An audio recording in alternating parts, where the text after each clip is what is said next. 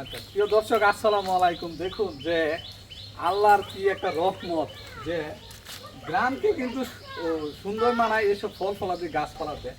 দেখুন এই যে কাঁঠাল গাছের যে নিচের অংশটার মধ্যে আল্লাহর রহমতে কাঁঠালের পুরা ভরপুর দিয়ে দিয়েছে, কিন্তু পুরো গাছটাই দেখুন কাঁঠাল নাই।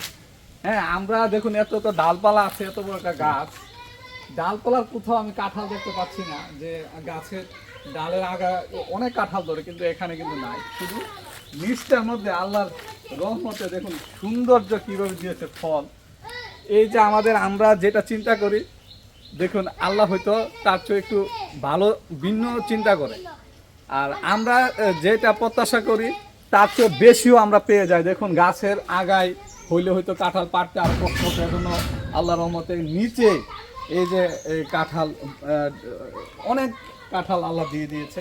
তো এগুলো হচ্ছে আল্লাহর একটা নিয়ামত। দেখতে পাচ্ছেন পুরো গাছটা অনেক সুন্দর, অনেক বড় একটা গাছ, আগেরকার গাছ। তো আমি এটা আছি আপনার কসবা উপজেলার গোপীনাথপুর বাগালিয়ামুড়ায় আছি লোকেশনটা। তো এই গ্রামীণ সৌন্দর্য এটাকে বলা হয়ে থাকে।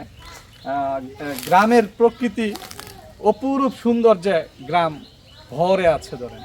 তো গ্রামে আসবেন, শহরে যারা থাকেন গ্রামের ফল ফসলাদি খাবেন, এগুলো একেবারে জেনুইন এবং